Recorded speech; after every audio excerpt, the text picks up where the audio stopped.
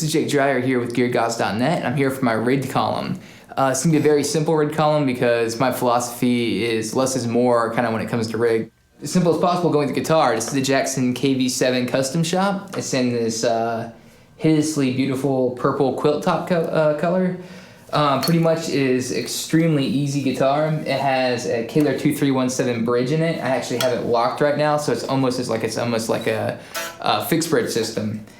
These are the Marzio deactivators here, and the neck and the bridge pickups. And I also have pretty much it's just a very simple no tone knob, just a volume knob, and that's pretty much it on here. Again, it's a 7-string. I tune pretty much the standard tuning.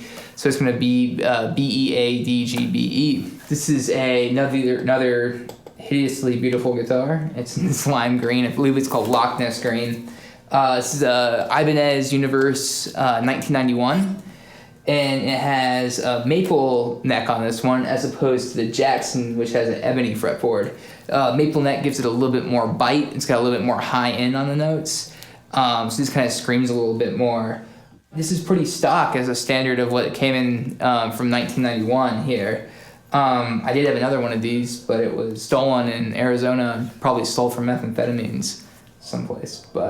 So if you ever see one that's got all green on there, it's mine. At any rate, that's pretty much the guitar. It's very simple. All right, moving on to amplifiers here and amplification systems. This is a Soldano SLO 100.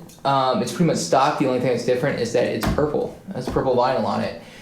Pretty much I go into the same mentality as far as my guitar is that I try to keep everything as simple as possible. This is completely stock. There are no changed tubes or any mods I'm aware of. One cool thing is that this amp does go to 11 though, and it really does. It's not just, I'm not just ripping that off to be sued by Spinal Tap Corporation, but it really does go to 11.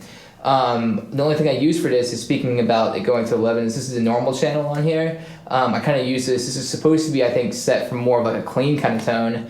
But I actually cranked this all the way up, and I used it as a distortion channel for like rhythms. Therefore, when I switched to my overdrive channel, which is what would be, I guess, quote unquote, the lead channel, it has a bit of a boost because they have separate, I guess it has separate volumes on here. So I can crank this one up as much as I want to, and this one really low, so that when I'm up there on stage playing, I don't look like a complete tool because no one can hear my leads. When I first get an amp, I always put it up to pretty much 5 and just kind of mess with it there, but I always kind of keep things all in the middle. It kind of works out because this amp is it's not a forgiving amp, or it's an unforgiving amp, I should say. So if you screw up, you can really tell.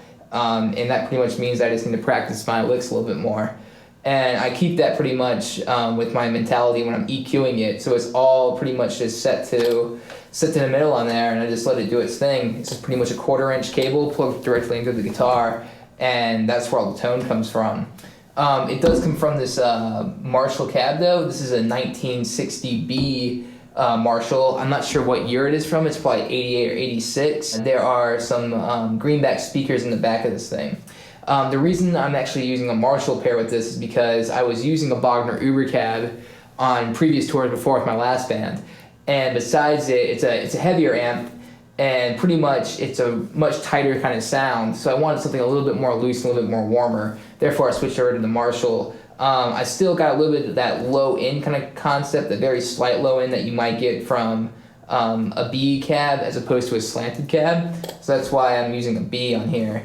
And I think it pairs really nicely with Soldano for the type of tone I'm kind of trying to desire and go after. As far as amps go, that's pretty much it. Again, no effects pedals at all. I pretty much use a tuner on stage because I at least try to stay in tune. It's best to stay in tune. And that's pretty much how it goes as far as my whole entire rig session goes. So thanks again for watching.